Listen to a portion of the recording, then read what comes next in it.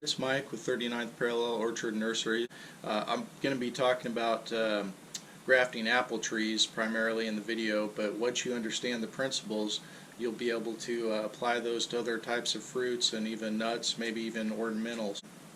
I want to, before we get into the mechanics of making the grafts, I just want to talk about the methodology of what we're doing, because I want you to be successful and kind of understand the theory behind what we're doing. So basically we're joining two trees into one. There's a rootstock, which is selected for disease resistance and to control size and vigor, drought resistance, and compatibility with the variety you're grafting. And then the top part, the Scion, is a clone of the type of fruit or nut or ornamental you want to graft. So these are apple trees here, and this is a whip and tongue graft. There's primarily three different types of grafting. There's field grafting, which is done in the spring when the trees start to break dormancy and push new growth. Graft the Scion on. There's bud grafting, which is done in the summer or fall, where you just graft one bud in, let it callus over, and then usually you force it the next year. So, and then there's dormant bench grafting, which is what I'm going to be talking about today.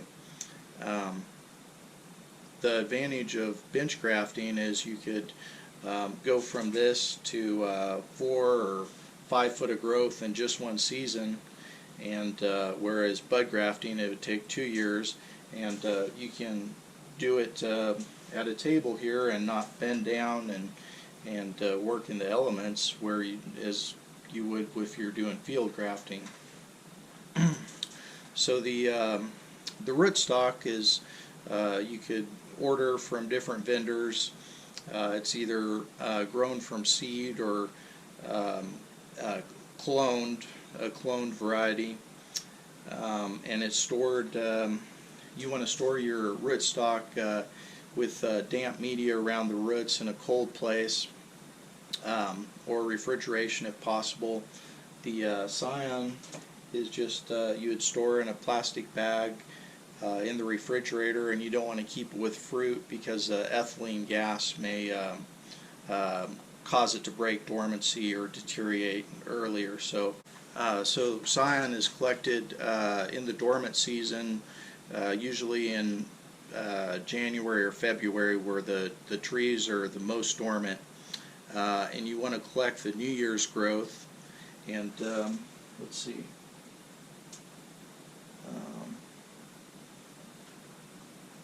Usually there's a little collar on the New Year's growth right there where it stops growing and then starts again. So this would be a good indication that this is the New Year's growth when you're looking at when you're selecting Scion. Although apple trees are intermittent growers, so it can stop and start like this within a growing season. You generally want to select Scion that's about a pencil diameter is a good size for grafting. And want to show you some Scion that isn't ideal for grafting. This is older wood that's the buds have moved into a fruiting state. These are fruit buds, and so this wouldn't be ideal because it's hard to get it back into that vegetative growing state. Here's some more Scion that would not be ideal. This was probably very shaded out, and I don't know if you can see the buds, but they're very small. They're dormant buds here, and so these might be hard to get back into to wake up and get into a vegetative state.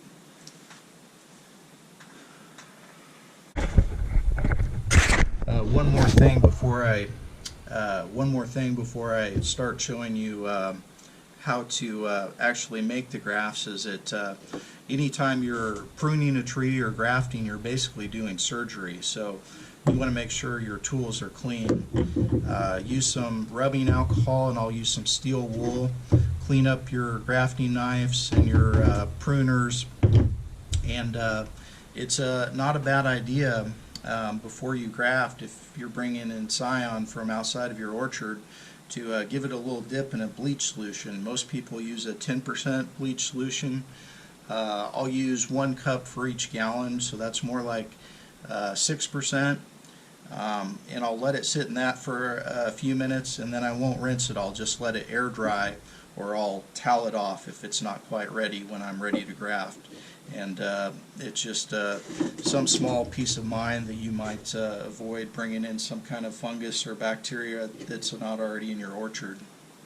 So I'll demonstrate the whip and tongue graft is what I generally use in the nursery here. I want this graft union to be about 1 inch or 2 from the bottom of the roots, because and it may vary, you know, depending on what you're using, but on what you're grafting. But the rule of thumb, you want the graft union 1 to 2 inches from the base of the roots. If you put it up any higher, it may get a lot of suckers, and you may get if you put it up any higher, you may get a lot of suckers and burnouts, which can give insects a place to hide. So I'll usually put it about 1.5 inches or 2 inches up. I'll take 3 fingers just to kind of give myself a little guide.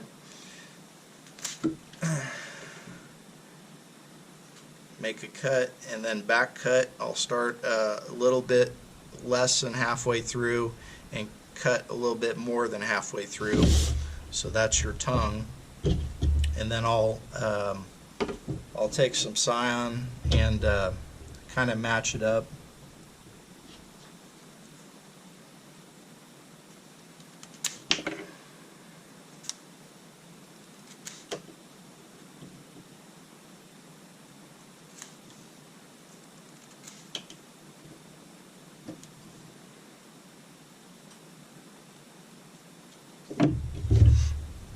And you really only need 1 bud above the graft.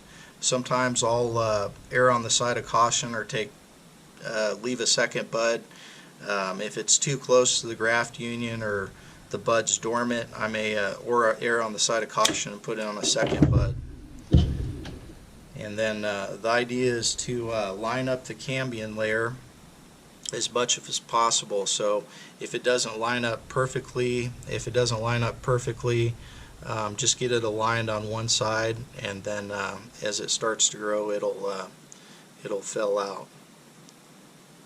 I'm using parafilm to bind these up with. I highly recommend it. I'll usually go about 3 layers, 3-4 layers, and I'll pull towards the side while I'm aligning the cambium.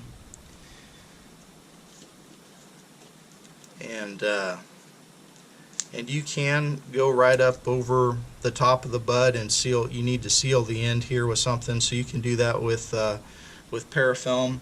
I usually use grafting wax. This isn't quite warmed up yet, but I'll usually just dip it in just all the way past the graft union, and as this starts to break dormancy,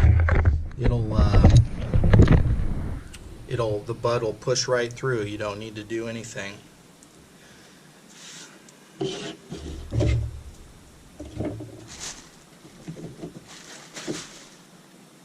Demonstrate another whip and tongue graft.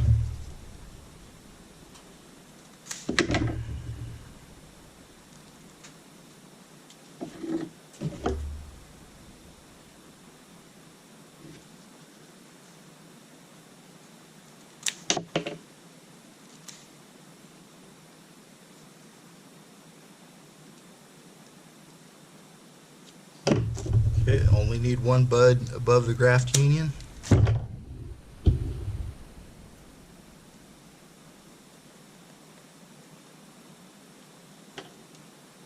Okay, and this time I'm just going to use parafilm to cover up the top.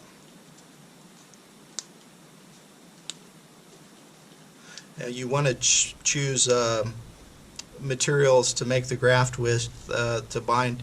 You want to use materials to bind the graft that are biodegradable. materials that don't biodegrade, you're going to have to go back and cut that open, and you might forget, and it's going to girdle the tree.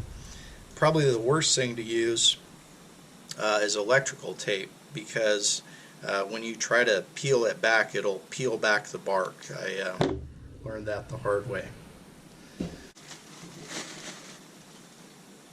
Another type of graft that's commonly used in bench grafting is the cleft graft, which I'll demonstrate. And again, you want to put that about 1.5 inches, 2 inches up. And you want to be careful with this part here, because you're cutting towards yourself. I've seen guys, they'll put a CD-ROM over their hand for a little protection, but if you're careful and just kind of rock that knife, you should be safe.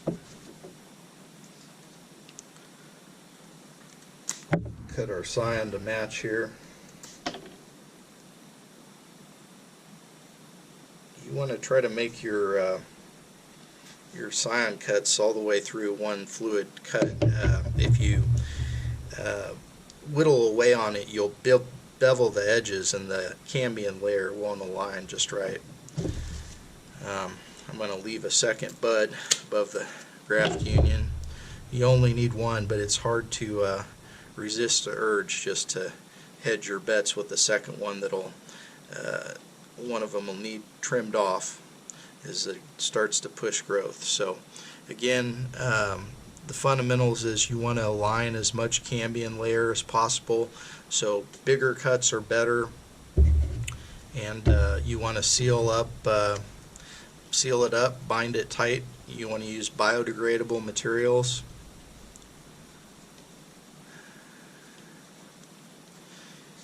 And